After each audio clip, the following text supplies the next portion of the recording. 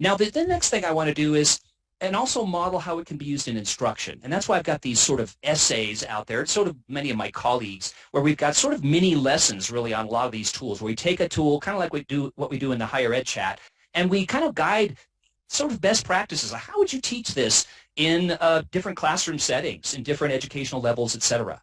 And this next one is comparing the sizes of political areas and terrain to teach about scale once again. Scale, as we know, is central to teaching GIS, geography, environmental science, and other disciplines. So this is the mini lesson, and this points you to a web mapping application.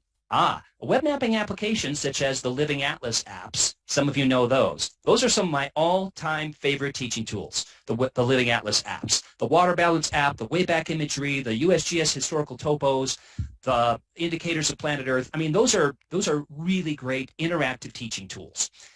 We could have a whole webinar on that. But here's another one, and the reason why I point this one out is that it's actually not part of the Living Atlas apps. It's one of those hidden gems, and hence I thought it would be appropriate to have it here. My colleagues agreed, so we're good with it. This one here shows, and this is based on the ArcGIS API. All you need is a web browser and a internet connection. No sign-in required.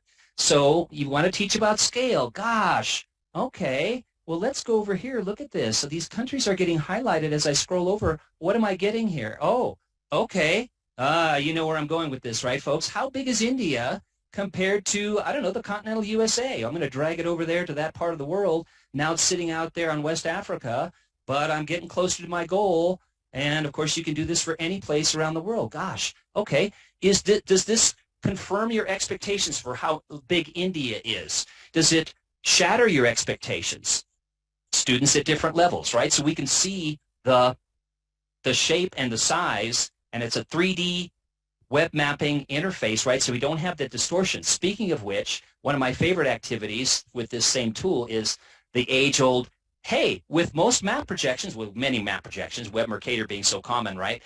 There's this misperception of how big Greenland is, right? Because we're looking at this inflated view of North America and the northern latitude. So I'm going to drag, look, this is not difficult, right? I'm going to touch on Greenland, and then I'm going to say, oh, okay, I've still got India here. So I'm just going to hit the delete key. I'm going to touch Greenland, and I'm going to get that tool. So you know where I'm going next, right, folks?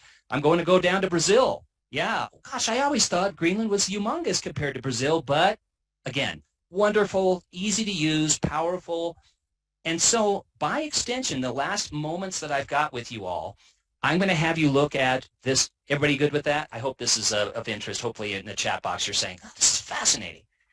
This is where our interaction with you is really valuable in many ways. One of which, though, is we actually have a conversation with our development team often. And they say, what do educators want? So I and others are saying, you know, we had this tool for a while about on Mars, where we could do some of these similar kinds of things. And then I said to our development team, can you possibly build one for planet Earth?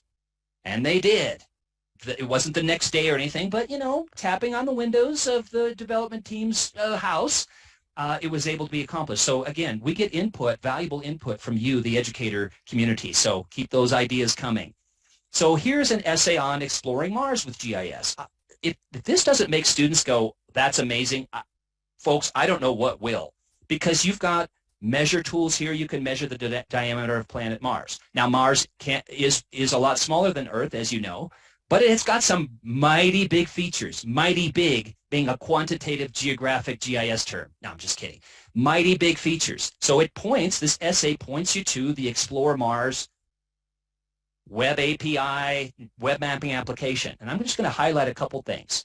Okay, we're going to go to the Perseverance. Let's say I had my students read about the lander. Why was that area chosen? Let's do measure here. Okay, I'm going to measure a line. So I'm going to drag this line across here. Okay, it's 41 kilometers. What's 41 kilometers in your own community? How big is that? Circumference, area, and diameter, perimeter, etc. Wow. Okay, I've got that going on. Okay, that's fascinating. You know, it looks like this is a little lip here, and I've got some different resolutions as I zoom in and zoom out, as you can see there. But I've got some powerful capabilities. Another one is, oh my gosh, let's look at Olympus Mons, right? Folks, I'm going to take a different tool here now. I'm going to make an elevation profile. I'm going to drop it off of the escarpment for Olympus Mons. Look at this. This is a nice integration of, again, a little bit of math interpretation of graphs. You've got a length, you've got a width. Look at this, 10,000 meters to 0 there. 10,000 meters. That's pretty big. And the escarpment there, look at the size of that cliff. We're not talking about a cliff outside my own neighborhood, even here in Colorado. That's nothing compared to this. So you've got that capability. One last thing here, and that is, you probably saw, you've got this, compare. Ooh, this is going to be very much a reminder of what we just did. I want to look at, let's go a little closer to home for many of you. I know Texas is big, right? Well, what about Texas? Place it on Mars. Okay, let's zoom out a little bit. Okay, let's go ahead and say, oh, well, I don't have that as north now. I'm going to go flip this. Oh my gosh, this is incredible. Look at this. It is like the size of from Dallas-Fort Worth to Big Bend. That's a big volcano, right? One last thing, and that is you've got this amazing, how am I going to get rid of Texas? Not that I want to get rid of Texas, but on the map anyway. I've got some fascinating fractured features here, Valles Marineris. So if I go down here and notice in the lower right, I've got different base maps on Mars. So if I go into the Valles Marineris, and I'm going to just rotate this ever so briefly, and I don't want to intrude on Ken Serena's time, so I'm going to just rotate this. Again, folks, this is like, oh my goodness gracious. Let's go ahead and compare, and let's go 3D models. Okay, what about the Grand Canyon? That's a pretty big canyon on the Earth. Okay, let's drop that on, oh heavens.